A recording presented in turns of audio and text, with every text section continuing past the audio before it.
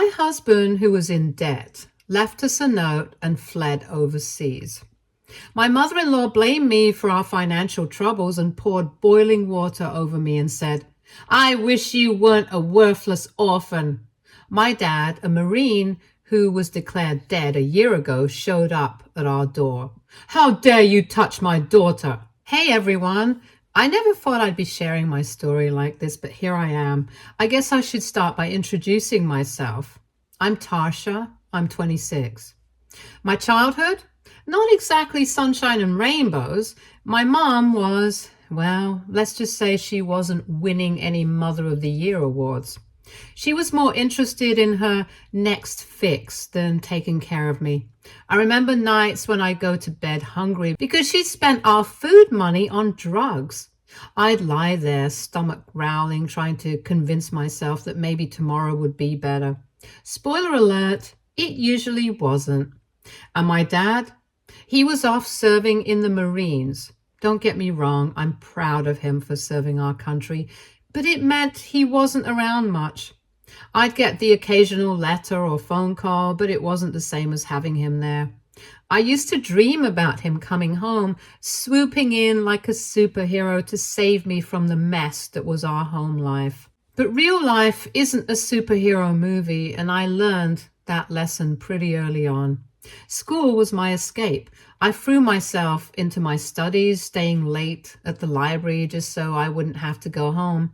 Teachers would give me concerned looks, probably suspecting something was up at home, but I got pretty good at deflecting their questions.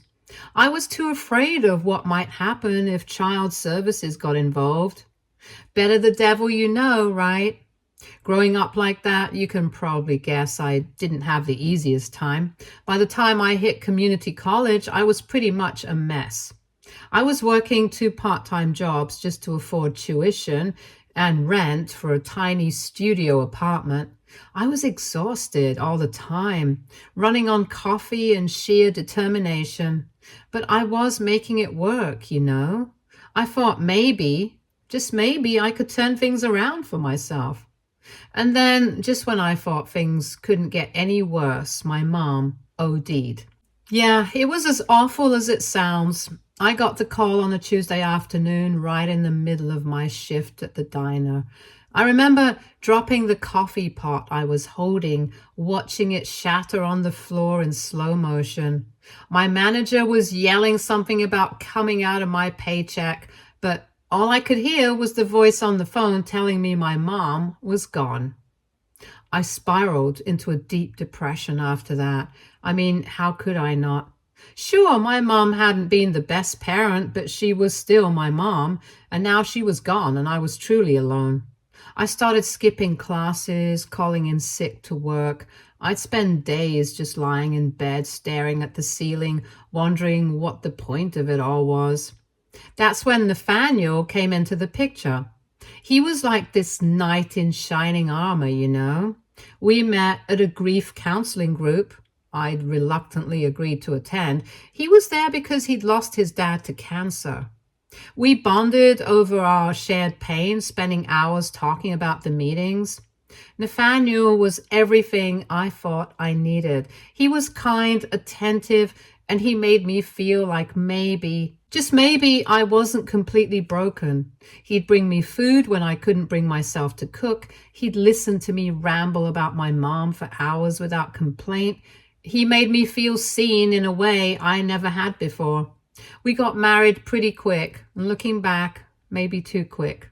But hey, hindsight's 2020, right? I was 22, he was 26, and we thought we had it all figured out. The wedding was small, just a courthouse affair with a few friends as witnesses. I remember feeling so hopeful that day, like my life was finally turning around. For a while there, things were actually looking up. I was settling into married life, feeling like I finally had a shot at that normal, happy life I'd always dreamed of. Nathaniel had a steady job as an accountant, and I was able to go back to school part-time to finish my degree. We moved into a cute little starter home and started talking about having kids. It felt like everything was falling into place. But then, bam, Another curveball.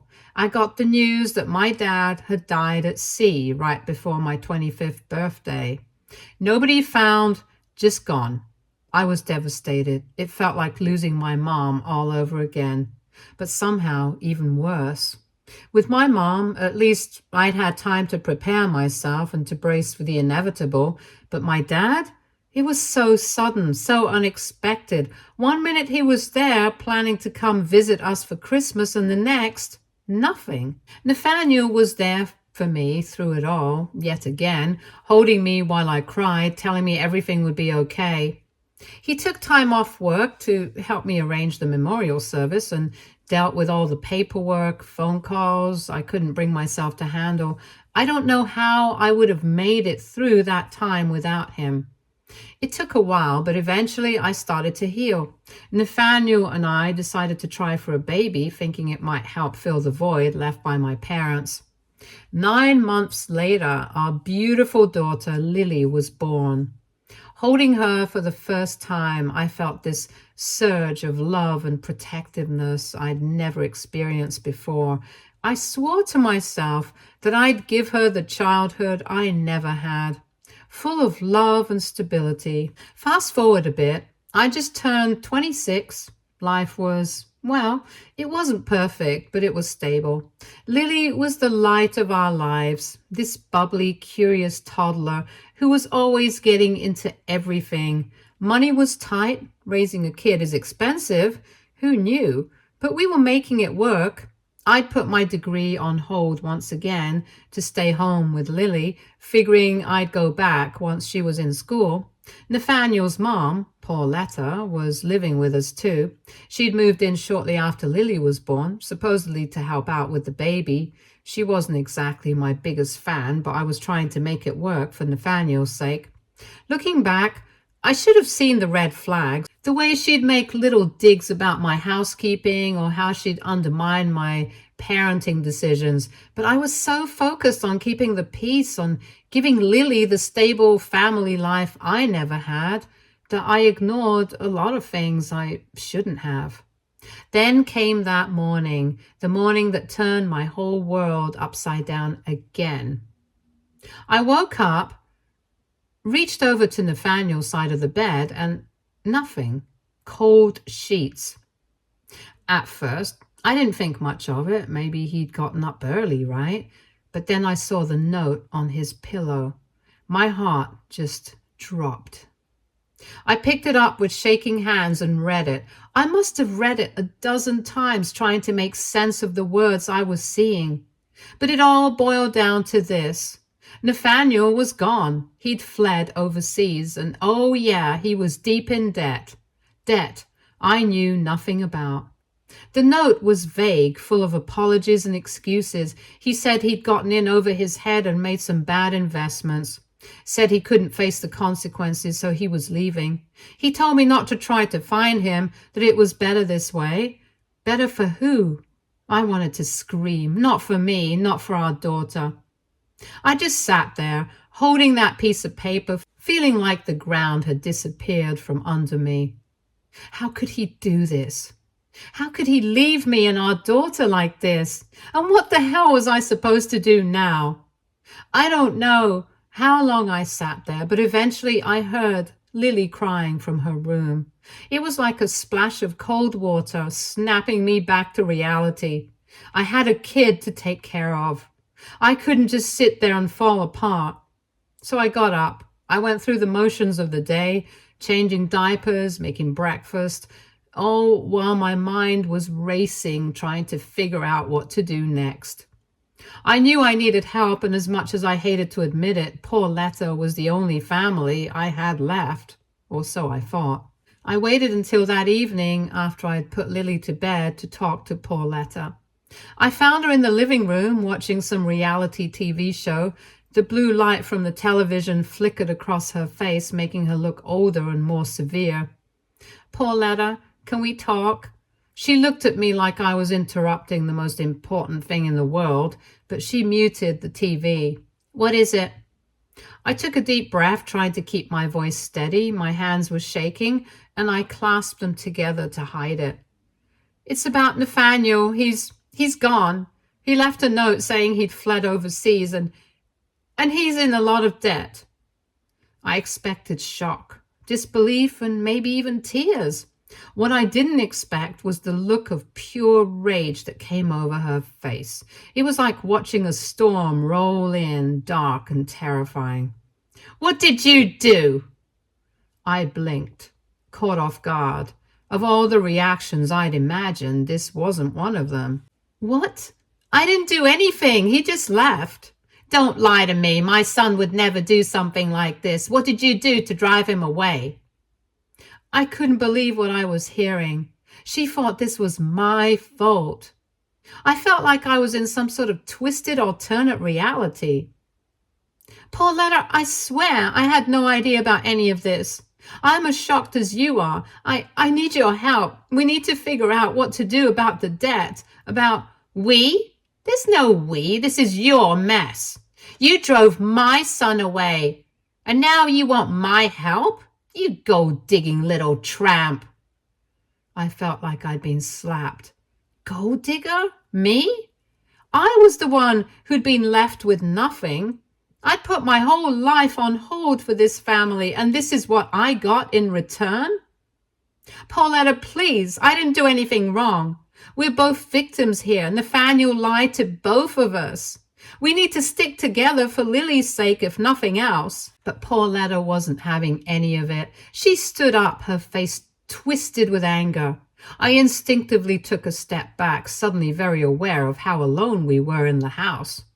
"Don't you dare try to manipulate me. I know your type. You've probably been planning this all along, haven't you? Trying to get your hands on our family's money. Well, guess what? There isn't any, and it's all your fault." I tried to protest, to make her see reason, but it was like talking to a brick wall. She just kept yelling, blaming me for everything. The debt, Nathaniel leaving, probably global warming too, if she could have found a way to pin it on me. And then things got really bad. I was standing there trying to defend myself when Pauletta suddenly stormed off to the kitchen. I thought maybe she just needed a moment to cool down. Boy, was I wrong. She came back with a kettle. At first, I didn't realize what was happening. Then I felt it, the pain, the horrible burning pain. She'd poured boiling water on me. I screamed. I remember that clearly, the pain, the shock, the utter disbelief that this was happening. It felt like my skin was melting off. I could hear the sizzle and smell my own burning flesh. It was the most horrific thing I'd ever experienced. "I wish you weren't such a worthless orphan. You're unfit to be a mother. You've ruined everything." Her words cut almost as much as the scalding water. Worthless orphan, unfit mother, the very things I'd always feared about myself were thrown in my face by someone who was supposed to be family. I don't remember much after that. I know I somehow made it to Lily's room. Locking the door behind me, I collapsed on the floor, sobbing from the pain and the shock of what had just happened. My skin was red and blistering and my clothes sticking to the burns. Every movement was agony. As I lay there, my skin burning, my world shattered, I tried to think of what to do next. I had no money, no family, and now I was pretty sure I had third-degree burns. But I had Lily to think about. I couldn't just give up. What if Pauletta went after her next? I started planning. I needed to get out of here. That much was clear. But how? Where would we go? How would I support Lily? The questions swirled in my mind, each one more overwhelming than the last. I thought about calling the police, but what if they didn't believe me? What if they took Lily away? I must have dozed off at some point, exhaustion finally winning out over the pain and fear. I woke up to the sound of knocking, not on the bedroom door, but on the front door of the house. At first I ignored it. It was 11 p.m. and everyone had long gone to bed. I thought it was someone for Pauletta, maybe a friend or family member who was going to help her move her things. I was in no state to deal with visitors, and I sure as hell didn't want to risk running into Pauletta again. But the knocking persisted, getting louder and more urgent. The knocking continued, and in my awakened state, I was feeling the pain all over again. My fight or flight was kicking in, and I knew I needed medical attention soon. So answering the door was my best bet. I got up, wincing at the pain from my burns and the incessant, damn near scary knocking, and made my way to the window. I peeked out and nearly fell over from shock. Standing at our front door, looking very much alive, was my dad. For a moment, I thought I must be hallucinating. Maybe the pain from the burns had driven me mad, but no, he was really there. Older, more weathered than I remembered, but undeniably my dad. I rushed downstairs, completely forgetting about poor Letta, about my injuries, about everything. I flung open the door, and there he was, my dad, Caleb. The man I thought I'd lost forever. Dad, is it really you? Tarsha, oh my God, baby girl, what happened to you? I burst into tears and fell into his arms. He hugged me tight, then pulled back. His face a mixture of joy at seeing me and concern at my obvious injuries. Who did this to you? Where's Nathaniel? What's going on? Through my tears, I started explaining everything. Nathaniel leaving, the debt, poor Letta's reaction.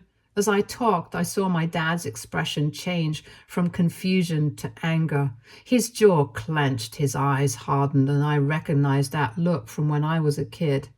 It was the look he got when he was about to go into protective dad mode.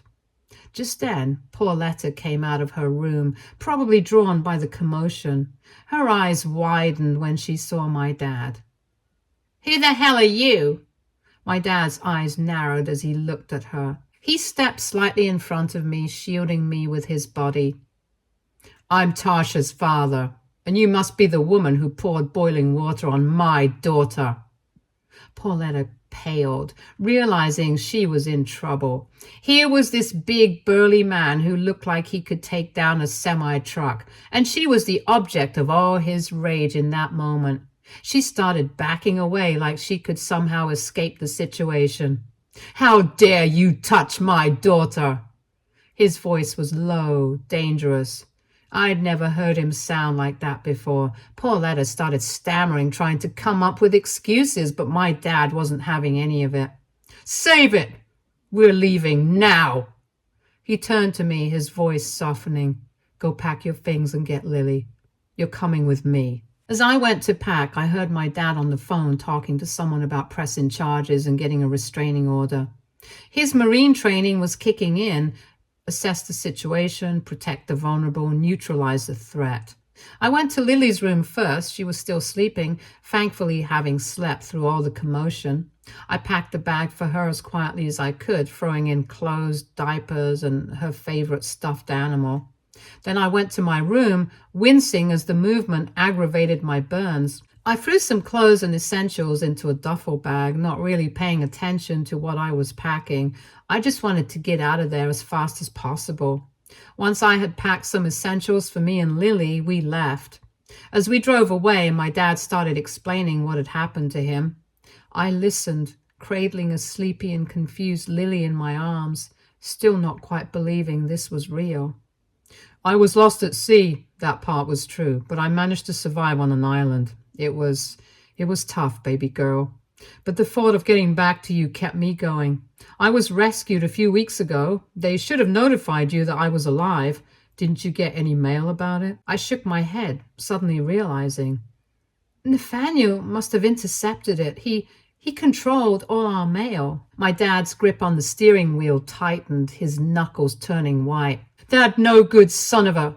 I'm sorry, Tarsha. I'm so sorry for everything you've been through. We need to get you to a hospital. Stat. I could see the pain and guilt in his eyes. He'd always been protective of me, and I knew it was killing him that he hadn't been there when I needed him most. It's not your fault, Dad. You couldn't have known. Still, I should have been there. I should have protected you. We drove in silence for a while, the streetlights casting shadows across our faces. Lily had fallen back asleep in my arms, her little face peaceful despite the chaos around her. So, what happens now? Now we get you taken care of. Those burns look bad, sweetheart. We need to get you to a hospital. I nodded, the pain from the burns coming back in full force now that the adrenaline was wearing off. Over the next few weeks, things moved quickly. My dad, being the amazing man he is, helped me get back on my feet. We stayed in a hotel at first, a modest but clean place not far from the hospital. My dad insisted on getting 2 adjoining rooms, one for me and Lily, one for himself. He wanted to give us space, he said, but I knew he also wanted to be close in case we needed him.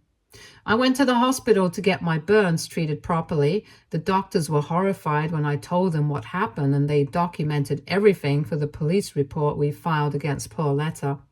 The treatment was painful but necessary. I had second-degree burns on my chest and arms, and the doctors were concerned about potential infection. While I was recovering, my dad took care of everything. He looked after Lily, dealt with the police, and even hired a lawyer to help us navigate the legal mess we were in. I don't know how I would have managed without him. As we dug deeper into Nathaniel's disappearance and debts, we uncovered something shocking. Pauletta hadn't just been covering for her son, she'd been actively involved in his financial schemes. They'd been working together to defraud people, including me. It turned out Nathaniel had been embezzling money from his company for years. He'd set up fake accounts, siphoning off small amounts that added up over time. And Pauletta?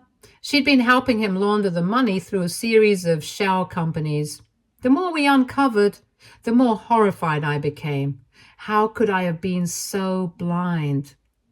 With my dad's support, I decided to take legal action against both Nathaniel and Pauletta. It wasn't just about the money anymore. It was about justice, about making sure they couldn't hurt anyone else the way they'd hurt me. My dad's connections in the Marines proved invaluable. He reached out to some old buddies who now worked in various law enforcement agencies. Within a month, they tracked down Nathaniel. He was living it up on a beach in Thailand, of all places. The look on his face when the authorities showed up must have been priceless. I remember the day we got the call that Nathaniel had been arrested. I was sitting in our hotel room trying to get Lily to eat her lunch. My dad came in, a grim smile on his face. "They got him, sweetheart. Nathaniel's in custody." I don't know how I felt. Relieved? Angry? Sad? Maybe all of the above. I hugged Lily close, feeling her little arms wrap around my neck. What happens now? Now he faces the music. Embezzlement, fraud, fleeing justice. He's looking at some serious jail time. Good riddance. He can rot just like his mother. I nodded, a lump forming in my throat. Despite everything, a small part of me still loved the man I thought Nathaniel was. The man who held me when I cried over my mom, who was so excited when we found out I was pregnant. But that man was gone. Maybe he'd never really existed at all.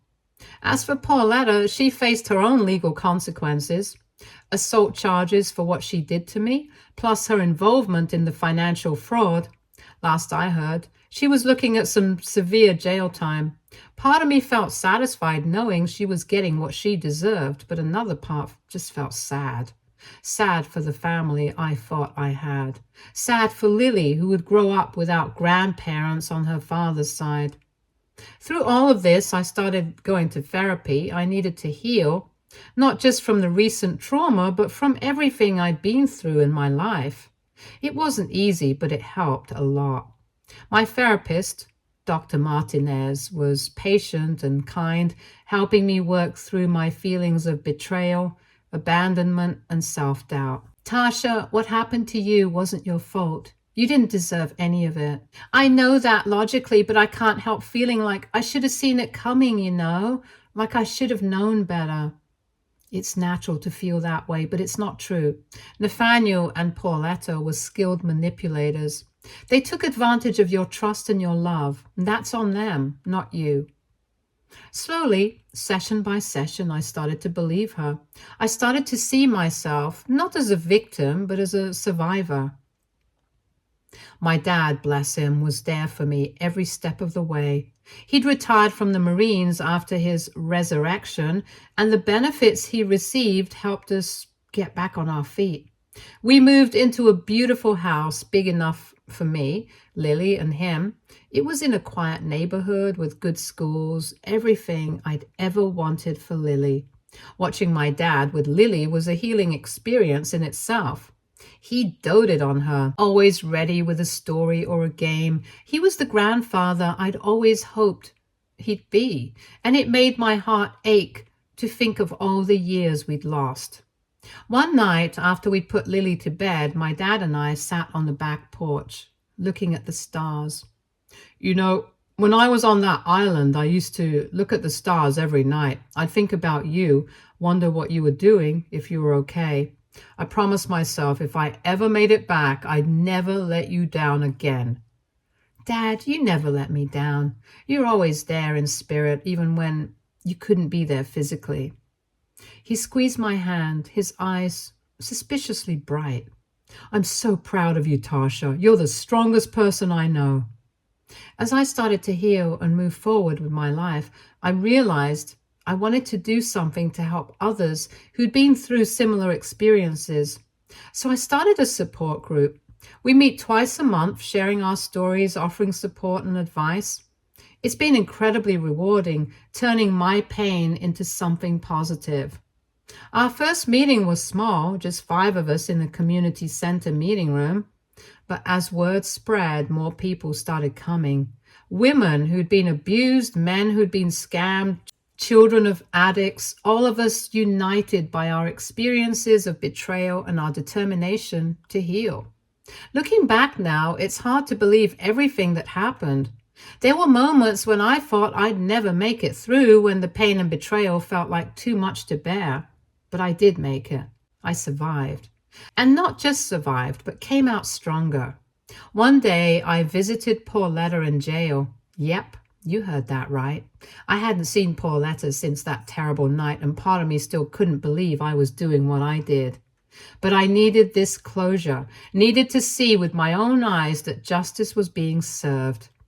As I was led through security and into the visitation area, I tried to steel myself. I wouldn't let Pauletta see any weakness, not anymore. The guard pointed her to a booth, and there she was, Pauletta, looking small and defeated in her orange jumpsuit. I picked up the phone, my face impassive, as Pauletta did the same on the other side of the glass. Tarsha, thank you for coming. I didn't think you would. I remained silent and cold, my gaze steady. Pauletta squirmed under the scrutiny. I'm so sorry, Tarsha. I didn't know what came over me that night. I was just so angry, so scared. I could see the desperation in her eyes, the plea for understanding, for forgiveness, but I felt nothing but a cold satisfaction. Please, Tarsha, I can't stay in here anymore. It's awful. The food, the other inmates, the guards, I'm not cut out for this. I'm begging you, if you could just talk to your lawyers, maybe we could work something out. I leaned forward slightly, my voice low and controlled when I finally spoke. Work something out, like you work things out with Nathaniel, defrauding innocent people, laundering money, or maybe you mean we should work things out like you did with that kettle of boiling water? Pauletta flinched at the reminder, her eyes filled with tears. I know. What I did was terrible, but I'm suffering now. Can't you see that? I've learned my lesson, I swear. Oh, Pauletta, you haven't even begun to suffer yet. You want to know why I really came here today? Pauletta nodded eagerly, hope flashing in her eyes. I came to tell you that Nathaniel was arrested yesterday in Thailand. He's been extradited as we speak. The color drained from her face as the implication sank in. That's right. Your precious son is going to be joining you in this hellhole very soon. And let me tell you, the charges he's facing, he'll be here for a long, long time. Pauletta began to sob, her shoulders shaking as she pressed her hand against the glass. No, no, no, not my boy. Please, Tarsha, have mercy. He's the father of your child. I stood up, my voice cold and final. Mercy, like the mercy you showed me when you scarred me for life? Like the mercy Nathaniel showed when he abandoned his wife and child? No, Pauletta, there's no mercy here, only justice. As I turned to leave, I heard Pauletta's wails behind her, but I didn't look back. I walked out of that jail with my head held high, feeling lighter than I had in months. Once outside, I took a deep breath of fresh air. My dad was waiting in the car, Lily strapped into her car seat in the back. You okay, sweetheart? I nodded, a genuine smile spreading across my face. Yeah, Dad, I really am. Let's go home. As we drove away, I felt the last of the weight I'd been carrying lift from my shoulders. I was free now, truly free, and I was ready to embrace whatever the future held. We were rebuilding still, but things were looking better and brighter as the days went by. Lily's growing up fast, a smart, sassy 5-year-old now. She asks about her dad sometimes, and those conversations are never easy, but I'm committed to being honest with her in an age-appropriate way. I want her to know that while bad things can happen, we have the power to overcome them. My dad? He's loving his role as grandpa. He's taken up woodworking as a hobby, filling our house with handmade furniture and toys for Lily. Sometimes I catch him looking at us with this expression of wonder, like he can't quite believe this is his life now. I know the feeling. It's not always easy. There are still nights when I wake up in a cold sweat, haunted by memories of Nathaniel's betrayal or Pauletta's attack. There are days when the weight of single parenthood feels overwhelming, but then Lily will give me one of her gap-toothed grins, or my dad will crack a terrible dad joke, and I remember why it's all worth it. I'm not the same person I was before all this happened. I'm stronger, wiser, more cautious perhaps, but I'm also more open to joy and more appreciative of the good things in my life. I've learned that healing isn't a destination, it's a journey. And it's a journey I'm committed to, not just for myself, but for Lily, for my dad, and for all the people in my support group who are on this path with me.